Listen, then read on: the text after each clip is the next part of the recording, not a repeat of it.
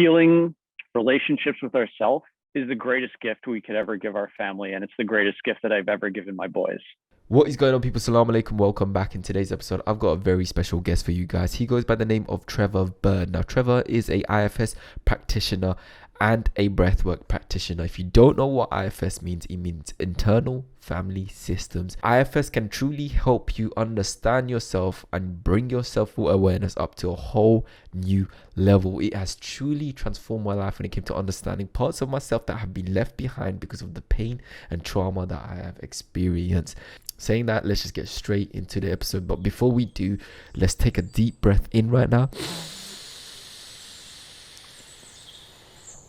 And a deep breath out.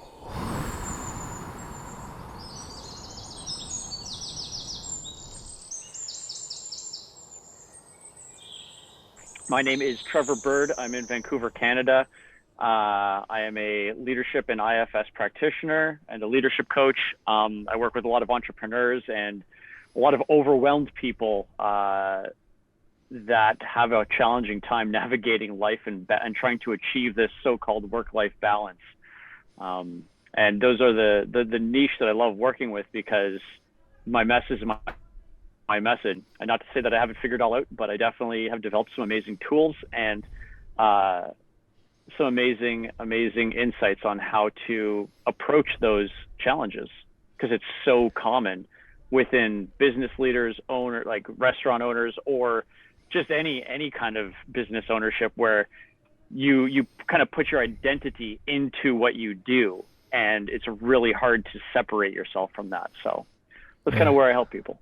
Definitely. I think I can relate to that. It is a big struggle in terms of, especially as a coach, when you're sharing something about your personal experience. It's very difficult to say disconnect yourself fully from what you're sharing, and also share it in a way where it's like it embodies leadership and you're also helping other people and being in service. So I definitely can relate to that. And if say a lot of people watching this, right, I hope you can hear me and my internet's not acting up. We're good so far. Okay, good. So one thing I wanted to touch base on was like IFS, especially because I'm just getting into this. You was the one that introduced me to it, so I want to thank you for that. And ever since then, I've been just diving into it like completely, and just educating myself a lot on it, and it's really helped me understand myself, especially in my relationships, and also communicate in my relationships, and that has really changed the game for me in terms of self-awareness. So before we get into it, I just wanted to ask you a question for anyone that's watching and they don't know what IFS is. Would you be able to give us a little introduction to it? IFS stands for Internal Family Systems. And the concept behind internal family systems is that we all are multiple personality human beings. We all have many parts to us. So, the easiest way to describe this is, I'm sure to jump on this podcast, a part of you is like, yes, I want to jump on this podcast. And a part of you is like, I have so much shit to do that I don't know if I have time for this. Or, just a little more relatable to everyone else, it's like somebody's like, hey, do you want to go for lunch or coffee or dinner? And a part of you is like, yes, I absolutely do. And a part of you is like, I just want to lie down by myself in my bed, and none of these parts are right or wrong.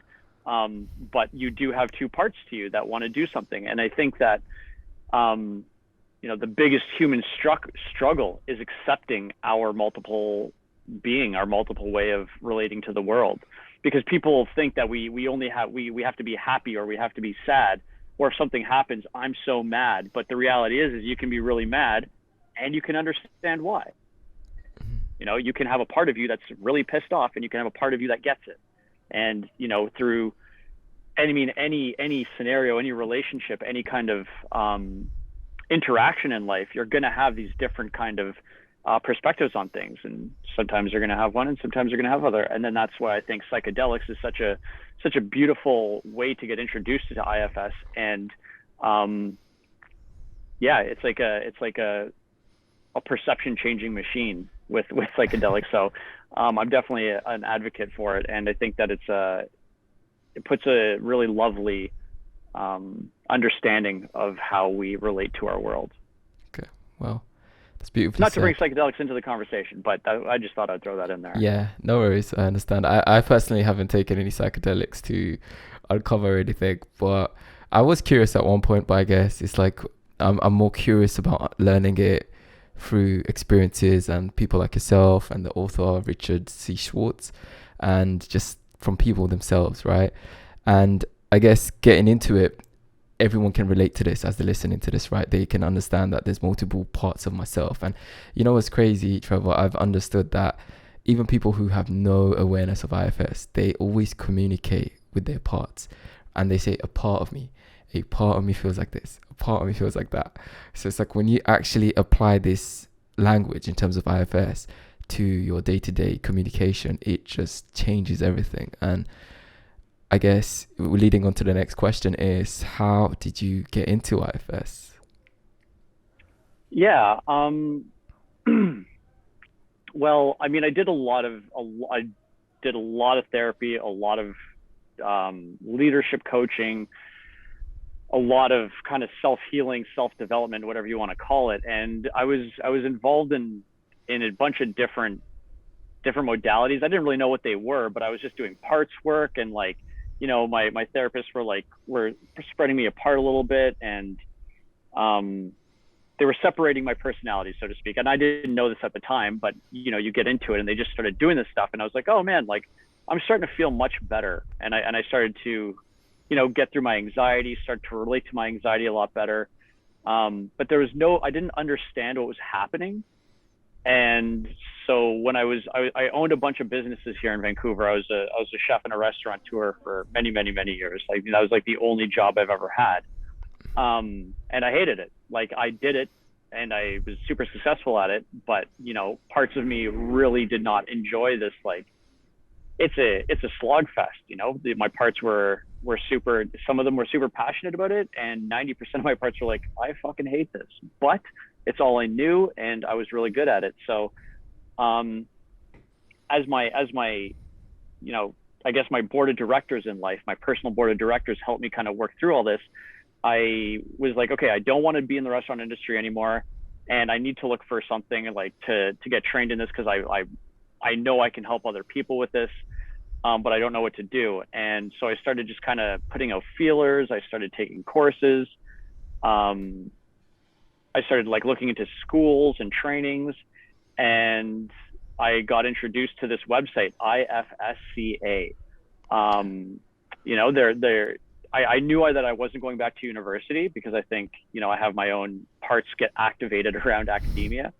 I'm pushing 40 here, and I know a lot of stuff. I'm a pretty confident and smart person in a lot of respects, and I didn't feel like going back to university for $100,000 to, get a degree that wouldn't put me anywhere ahead, like, was not a good financial decision. Um, and so I ran into this website, and I reached out to the guy, Derek Scott, and he was hosting like a bunch of trainings for it. And I took his course for 6 months, and that put the whole foundation of all the healing that I was going through for like 5 or 8 years.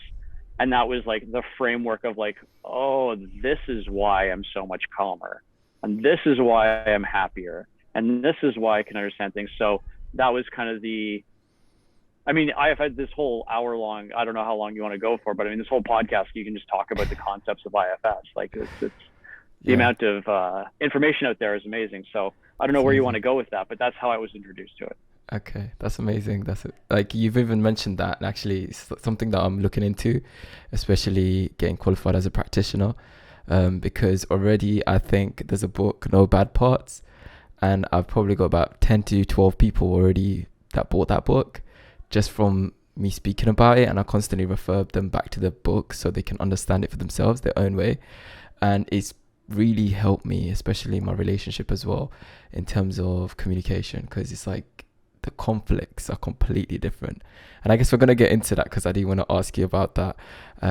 But going into the next question, I guess you've answered this already, so we move on to the next one. But what was your greatest challenge when you first discovered IFS? Even though you mentioned that you was doing it anyway, because I'm very familiar with parts work as well. So that's why for me it just was the perfect language to understand how parts work was actually working. In terms of your challenges, like understanding, you mentioned that 10% of you wanted to stay as a chef. How did you differentiate the 90 from the 10? Sorry, can you repeat that question just so I can let that sink in? Okay, so 10% of you wanted to stay as a chef, right? But you were very good Yeah. at it. Anyone you asked, they would have said, just stay there. That's just do that. You're amazing. What made you let go of and understand that that was just a part and actually start listening to the other parts of you that were there? Yeah, good one. At the time, I wasn't necessarily introduced to IFS. I think the very first time I was introduced to any kind of personal development or like health was working with Connor in the Alliance. I knew I was like I had everything on paper, and my wife was like, "If you don't get your shit together, I'm gonna leave you." Okay. And I was like, "Oh fuck, I'm in a hard spot here." So uh, it was I didn't know IFS at the time, but I went to this. I thought I was getting like business help. It was like a men's retreat, and I was like, oh, I'm gonna go like learn some stuff about how to run a business. And that was like the last thing we did, which was a small aspect of it, but a lot of it was just working on ourselves. And um, that kind of separated out of like people were giving me the reflection of like, hey man, you don't look really happy. You look kind of like shit. Like I was tired. I was pale. I mean, I was working 18-hour days, like 6 days a week, sometimes seven. It wasn't uncommon to go like a month straight without having a day off. Um, and I was like, yeah, like I really don't feel that good. And just from like because I mean, when you're surrounded by people that push that agenda, that push that kind of rhetoric of like work harder, and it's almost like it's glorified. You have a really hard time getting out of that. Work harder, you pussy. What are you doing? Come on, man, hurry up. Like you just become part of that culture. So getting a really good pragmatic view from other people's parts and other people's reflections, we can externalize our parts as well. It was like, oh, wait a minute. Like, you're right. I really don't like this, but nobody in the industry is going to tell you that, right? Because they're all in the same thing. So, Yeah. um, so I think that was really helpful in terms of differentiating the 90 from the 10, and I'll just say I was so identified as a chef that it was really hard to kind of break out of that. So as I got into IFS, starting to listen to my anger, my frustration. What does it have to say? My sadness, my protectors that were my pushers that were like pushing me to do this stuff out of fear. They believed that like if I stopped doing this, my whole life would fall apart. If I didn't have a restaurant and I wasn't a chef, my success, my financial safety, everything was gonna go to shit, and I was gonna, my wife was gonna leave me, and my kids were gonna grow up with no opportunity. So, as you turn towards your discomfort, which I think is a very important part to any healing, but when you feel discomfort and you feel anxiety, sadness, depression, whatever's kind of the most intense, when you learn how to turn towards those voices instead of, telling them to shut up and go away, there's just such a wealth of information to learn from those voices when we know and we have somebody that can help us relate to those parts. And do you mind if I just keep going here? And if you Yeah, want to keep stop me going. or say No, anything. no, All keep right. going. So, I'm listening. so, the analogy I like to use is picture your inner world, your parts. I mean, I like to use the term inner world, your internal family, as a room full of children. And in this room full of children, they're going to be yelling and screaming. Like if you picture the room that you're in, wherever your listeners are, just picture it with like 30 different kids in the room, and they're going, I'm super sad. I have anxiety. I don't feel good. I'm depressed. And you're like, whoa, whoa, whoa. There's a lot of kids here. And the kid that's screaming the loudest, that's saying, I'm really depressed. I don't feel good. I hate life. Now, if you look at that kid and you say, shut up, go away. I don't want to hear you. I don't like you. What are you doing here? I'm going to ignore you. What do you think that kid's going to do? It's gonna either rebel or He's going to lose his mind. yeah. So if you can turn towards that kid and say, okay, I hear you, man. You are super upset. You are making a ton of noise. What is going on for you? What's happening for you? And I will state that this is a hard thing to do. It's not easy to turn towards that kid because he's annoying. There's parts of you, there's other parts of you that get very reactive towards that kid that don't want anything to do with him. So with a guide, with an IFS practitioner, a therapist, we help kind of clear away those other parts. So, but when you can turn to that kid and say, hey, like, even think of this about yourself. What do you do when people start to say, go away, I don't like you, you give me anxiety, like, of course you get activated in your attachment. You're like, I want to fix this. But like, if somebody turns towards you and say, yeah, like, I see you're upset. What's happening for you? I can almost, like, I don't know about you, but I can almost feel a softness come over my body as somebody just says that to me. Yeah. Yeah. You're like, oh man, like, you want to hear me. And that kid can start to tell you, like, yeah, I don't like this. I don't like this. I'm around really often. I've been around your whole life. I don't like being like this. I need help. I don't know what to do. And through mindful questioning and just being with that part of you and turning towards it, there's just this softness, this relaxation that kind of comes over you. Wow, this is powerful. So for anyone listening, and say for any confusions in terms of those parts, so this room that you mentioned is what's going on within us, right? Like, that room is within us, and there's like parts that are constantly trying to communicate themselves to us. And I guess another question I have is, why do you think that we are taught or raised in a way to completely ignore these voices, or ourselves, our inner world? I know it's a big question. Beautiful. Well, one I would say, I just want to, as you were just sharing there, what came up for me, and one of my favorite sayings is, or what our soul is trying to communicate with us, and they're like signposts of where we need to go. I mean, especially within the generations prior to ours, I'm a little bit your senior, but in generations before us, Minhaz, like, they're not taught that emotions have information. They're taught that emotions are right or wrong.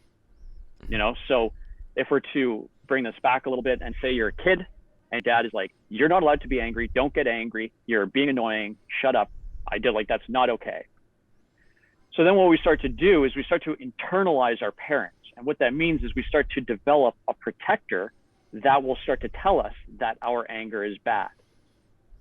So whenever we go to get angry when we're older, we're going to say, I can't get angry. I'm not allowed to get angry. My anger is bad. It's going to push people away, because it's pushing our primary caregiver away. When we're a kid, we get angry. They withhold love. We can't get what we need. So then we suppress our true self so that we can get our need. Our need for attachment is stronger than our need for our actual expression of emotions, or trying to be our true self gets suppressed.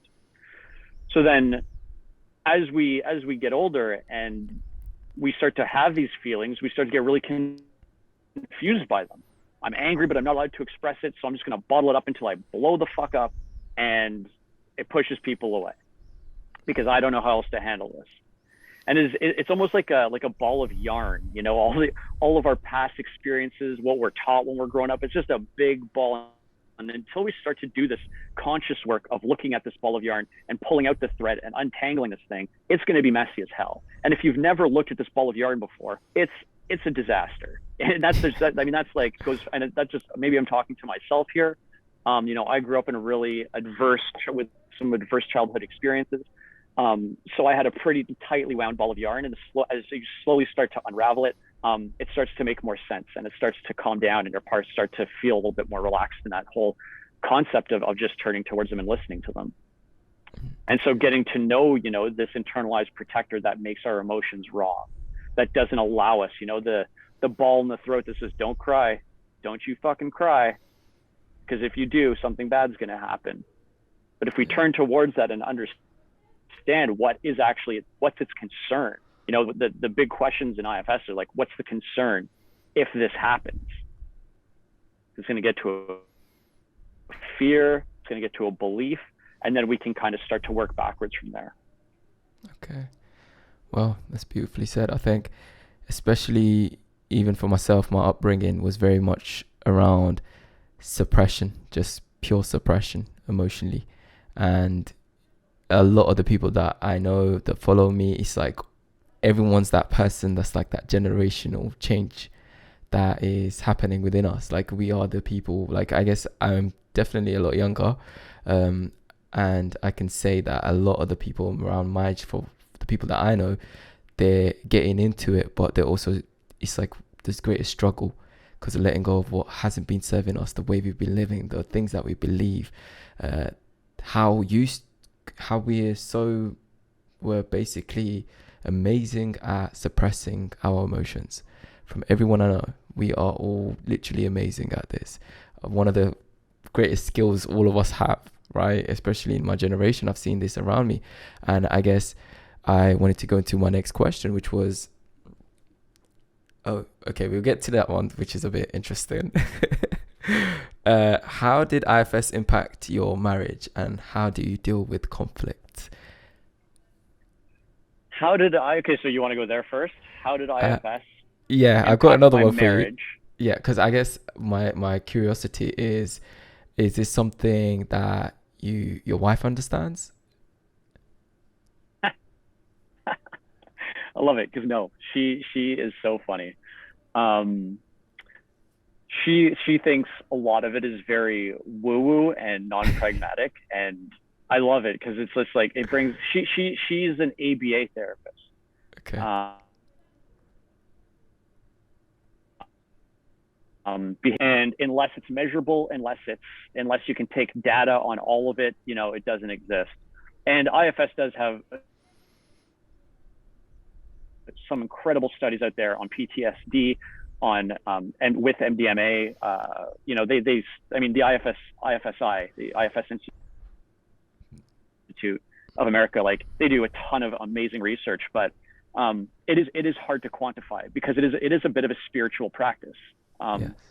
You're working with your guides, your parts, your protective parts, and that being, and it freaks her out, and I'm not gonna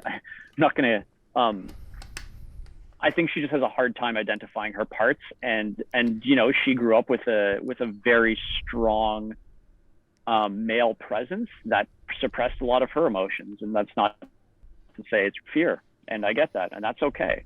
And it's not, IFS isn't for everyone. Being mad at that or angry, it's like, curious, like, why? Like, what's the concern about getting to know yourself and getting to know these parts?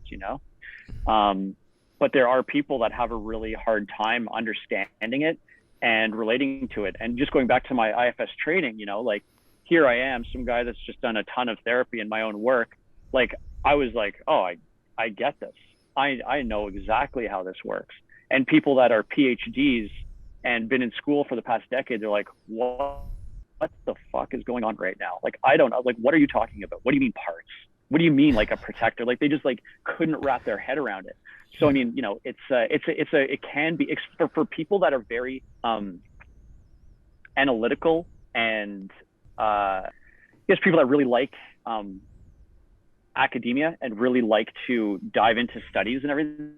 It's a thinker is the one that tries to figure everything out and tries to rationalize. That's what I'm looking for. And make a construct around it are the ones that really struggle with it. Mm-hmm. I get that. They needed to make complete sense, or it's all bullshit.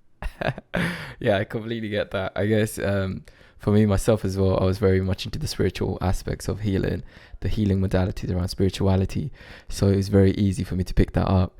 I guess we can go into my next question, which was about Eckhart Tolle, right? Can you still hear me? Yeah, you cut out for a bit, but it's okay. Okay. Yeah, my next question was, what do you think about Eckhart Tolle? Because I know I've asked you this question previously with what he spoke, and I guess I wanted to know your take on what his modalities just presence, right? It's completely, like you mentioned at one point, bypassing the mind, the parts, in other words. And what's your take on his work? So I will say I am a fan of him, and I have an interesting story about him actually, where, I believe that as in our evolution of being a human, our evolution of our consciousness, we are only able to receive information when we're ready for it.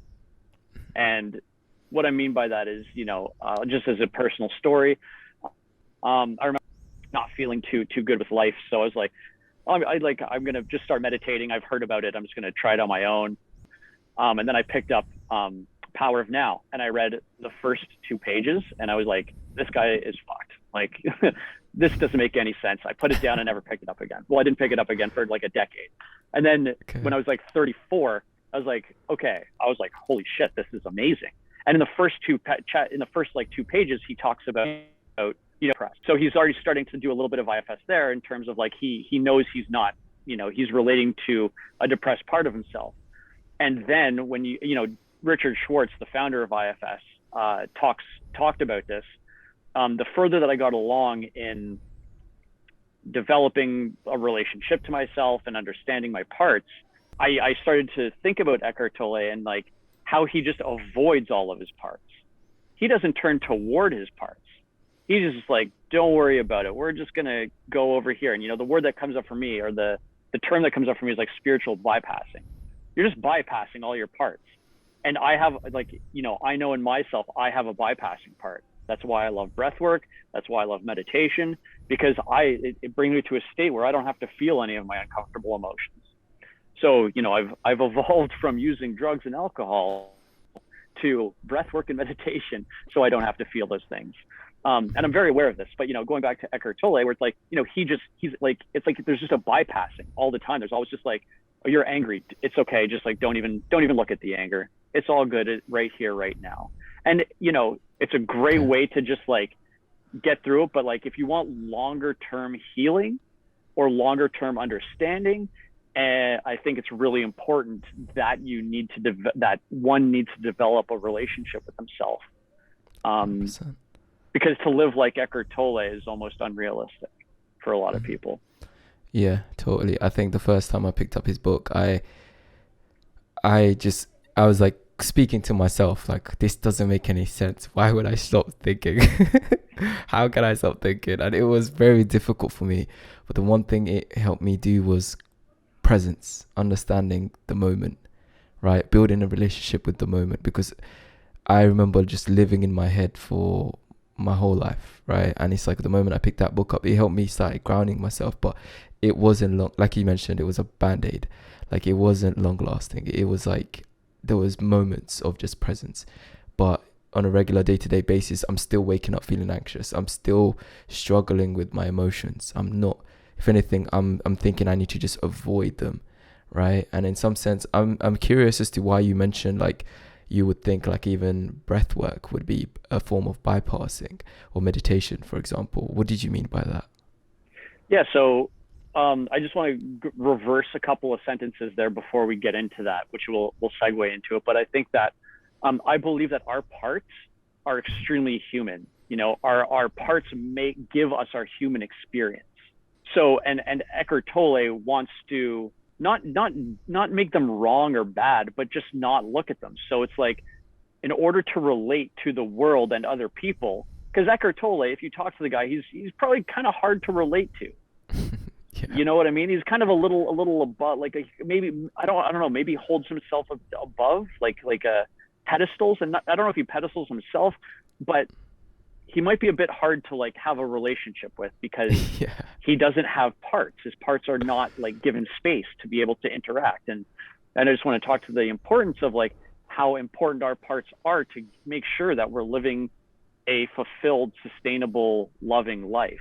They allow us to have these conversations and to do things and to build businesses and to employ people and to, make sure we're well taken care of. So every part serves an amazing purpose, no matter how much you hate them. But we won't get into that. But going into breath work, it's like, every morning I start my day, and I already have like a checklist of a million things to do. So my task manager, my analyzer, my doer is very present in the mornings. And so I'll do breath work to just drop all of my parts. And I don't know how many people do breath work out there, but if you do, it's an absolutely lovely modality to kind of just drop into your body and give your thinker, your doer, your problem solver a break, which is great because I know this is what I'm doing. I'm not doing it like, this is where it's kind of like a bit of gray area because you are bypassing your thinker. You're not listening to them. You're just going straight into your body. But then once you're straight into your body, you can start to re-engage with your parts from a new grounded space. So you can start to re-engage with the doer and be a bit more pragmatic about things. Be like, okay, like, I hear you. We got things to do. What's important to you today? You know, you're having a conversation with yourself. He's like, well, I want to do it all. And it's like, okay, does that make sense? Well, yeah, because all we do is work. And then, well, it might stress some other parts out. Yeah, you're right. It might stress some other parts out. So maybe we could do 3 things today. You can start to work with like that. And I always do breath work, and then I will go into my own IFS meditation. And I think putting a new paradigm on meditation would be helpful for a lot of people, because people believe that meditation is very inactive, or just you sit there and it's boring and it sucks. But man, my meditations are insane.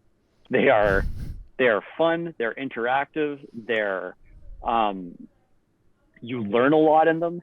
And all it is having a conversation with yourself. So breath work, and then who's here? That's what I ask myself after I do 15 minutes, half an hour, 45 minutes of breath work. Okay, I'm ready. I'm ready to be that solid parent in that room full of kids to hear you.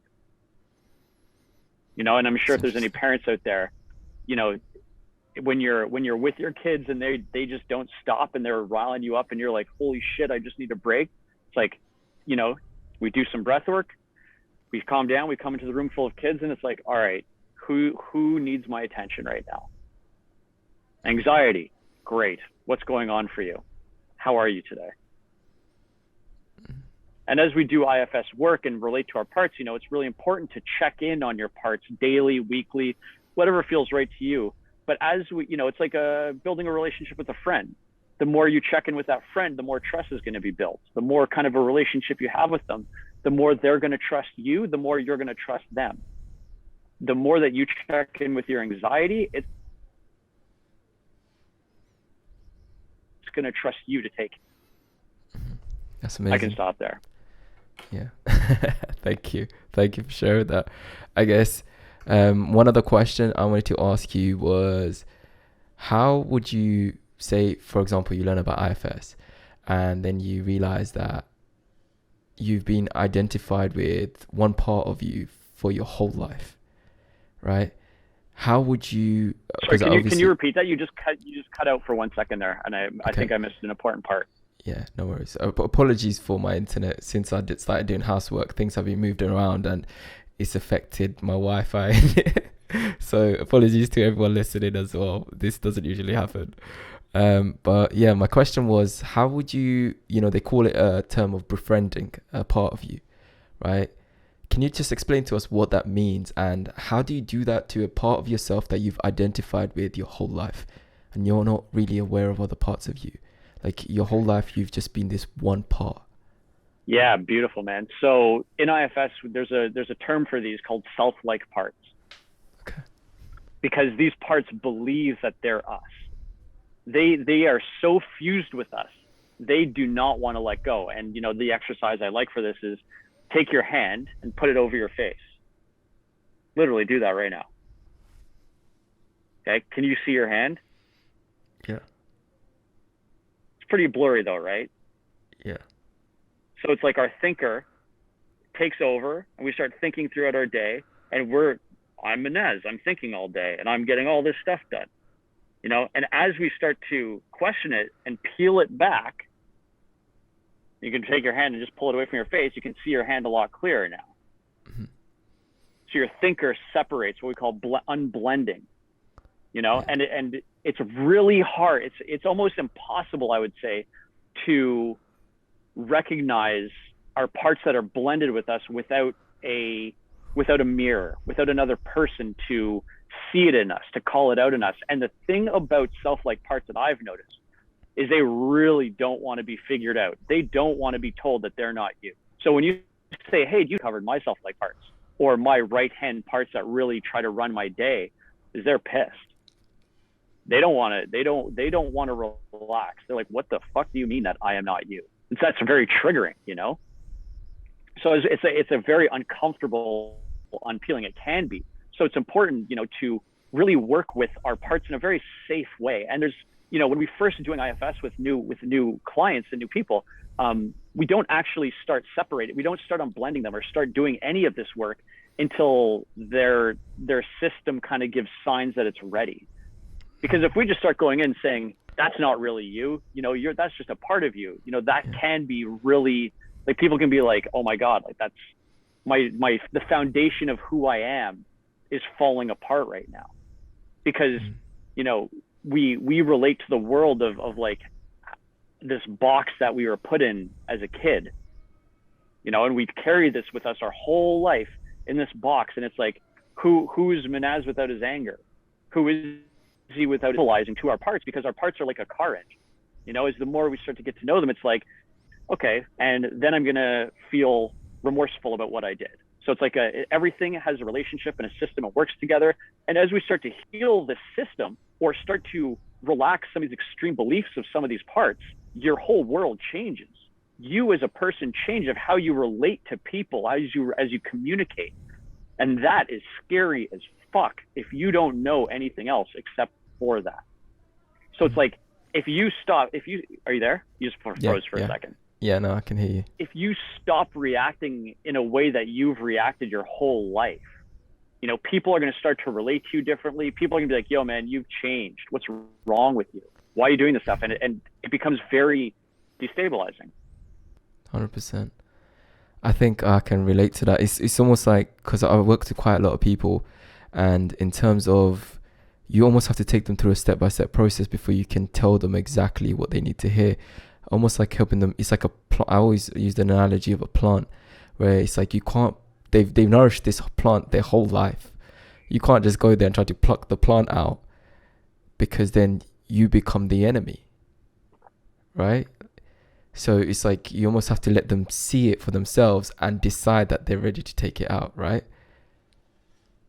So would you say, like, in terms of unblending a part, it's like, it is the scariest thing, because it's like your identity, your whole lifestyle.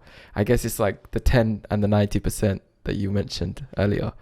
It's like you realizing that you don't need to keep doing this. And I guess that was like a moment of unblending and letting that go, and which meant a whole lifestyle shift. And yeah, I guess if I could ask, like, in terms of you making those changes and who you are today, right here, right now, compared to who you was when you were just a regular man doing his, you know, dream job. It's like, well, supposedly a dream job. What would you say to that part of you, like, back then? I have a couple of things to say about that. You know, I truly believe that the universe is always giving us what we need. And I would say that I'm much more of just from what you were sharing there, I'm a much more regular guy, regular person today than I was back then. And what I mean by that, and where my thoughts, my parts go with what you're saying, is like, you know, when I was a chef, like I had quite a bit of success. I was winning all the awards. I was like, I would go everywhere. People knew me. Like I'd walk down the street and people would be like, oh, that's Trevor Bird. Like I was on TV a ton. I was on this show called Top Chef Canada. I don't know if you have Top Chef out there. Yeah. But yeah, I was on it twice, and I did extremely well on the 2 seasons. So I had a lot of exposure, and I was very like people knew me as a chef, and I couldn't not be one for them. I couldn't not be the chef for them. So, you know, I would put a lot of my self-worth into how good my food was. Like if my food was good, then I was good. People were coming and be like, oh my God, you make incredible stuff. I was like, yeah. And if they complained about it, it was like, I'm a piece of shit. You know, if they're like, it's too salty or it's not good enough, like I had a really hard time taking that information, because I was very like fused with that identity of like of what I did.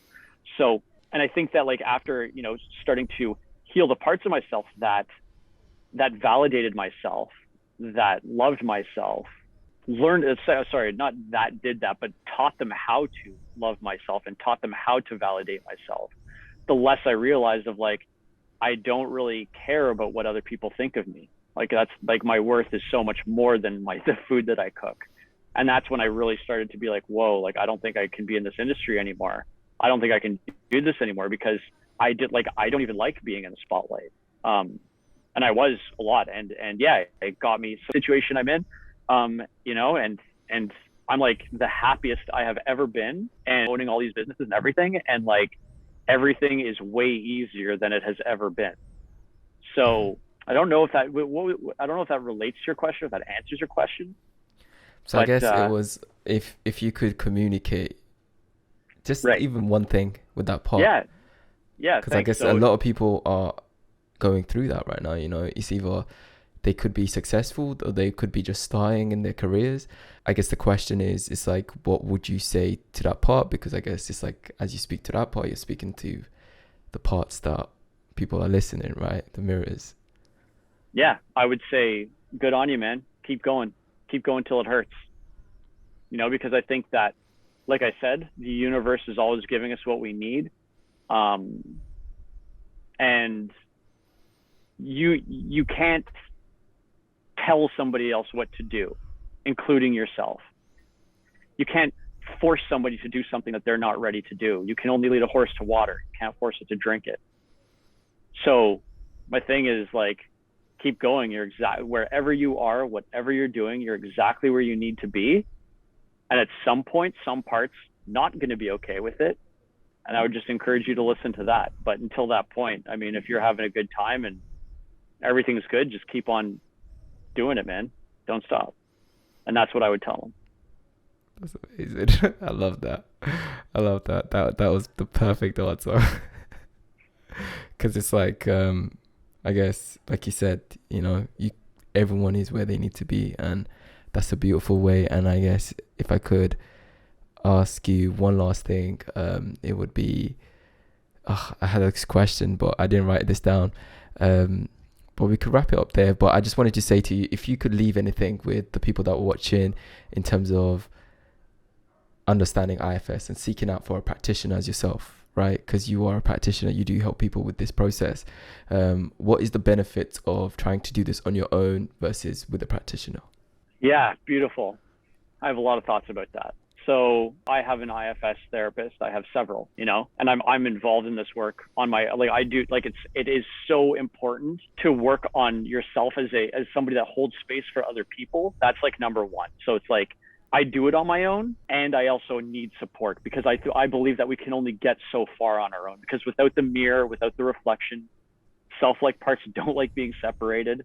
We're kind of like stuck, we're rubbed up against ourselves, So I think that it's really important to have somebody to support that journey. One, because of the learning that happens within someone else. When you get rubbed up against yourself, you can bring that in with someone else and start to work through it. And it's not as effective on your own as it is with someone else. Now, that being said, there are some lovely tools that can like I said, I do this every day. I do my IFS meditation every day.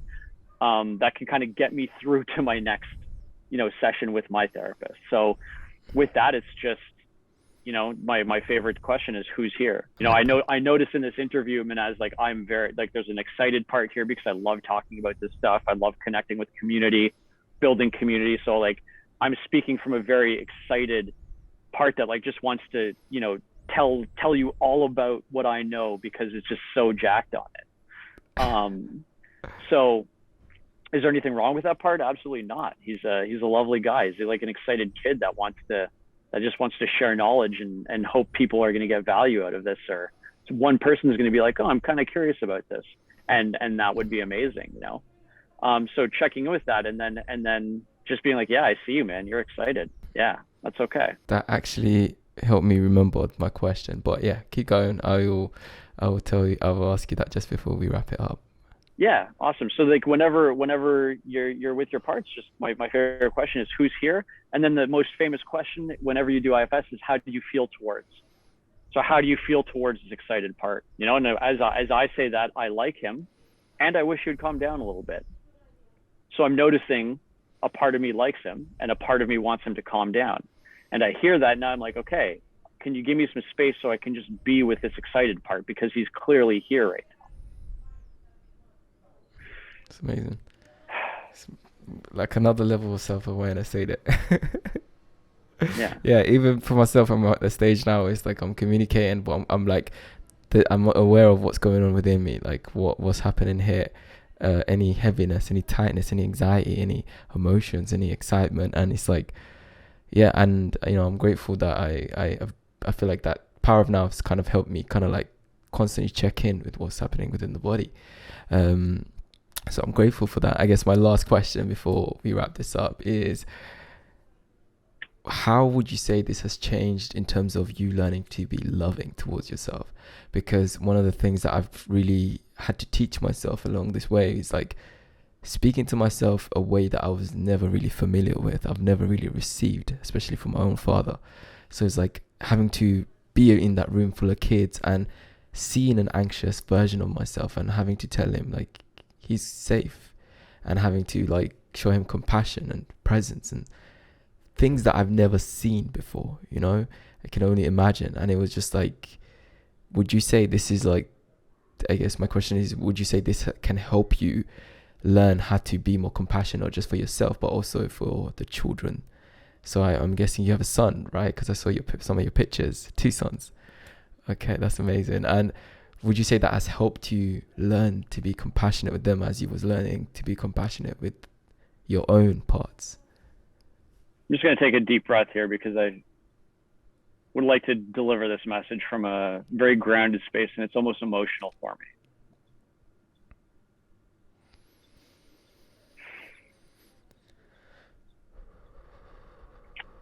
Healing relationships with ourselves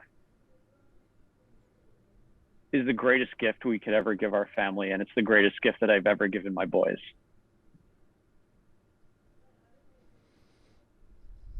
When my eldest was younger, he's 6, and when he was younger, I remember he would get upset and I would ignore him or not know how to be with him, or let's do this, you have no choice.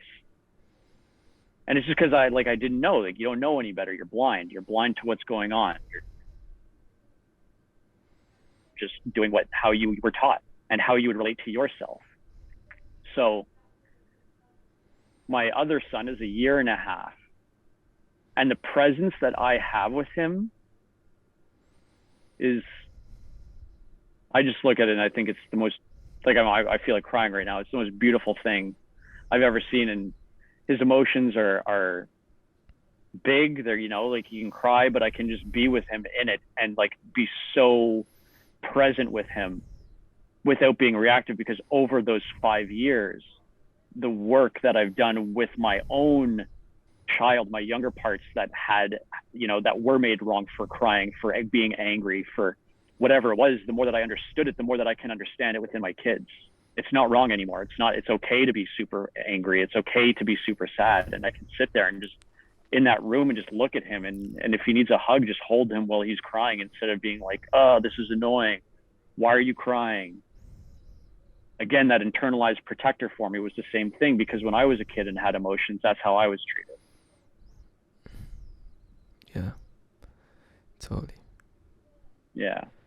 That's amazing. It's amazing hearing that, because I guess it made me really realize like how this is going to impact me with not just my own emotions, but other people's, and not rejecting them for feeling a way. So yeah, thank you for sharing that, Trevor. I guess I want to thank you for making the time, and hopefully for everyone listening, you catch most of the moments. I'm going to try my best to put this back together the way I heard it. And I want to thank you, Trevor, for making the time for this. I guess I would love to have you back on. I feel like I'm just discovering IFS, and as I get into it, I've definitely been in contact with you. And I just want to say thank you for everything that you shared and just all the wisdom you've shared. You know, especially for myself, it's like these collaborations are amazing, not just for the people listening, but for myself to be better in what I do. And like you said, you know, it's important for us to learn as we guide others. So thank you for being here, Trevor. I appreciate you for being here. Yeah, thanks for the time, and I hope that if anybody's listening that gets a whiff of this, to reach out, and if they want to keep on talking about IFS, that'd be super fantastic. And yeah, thank you.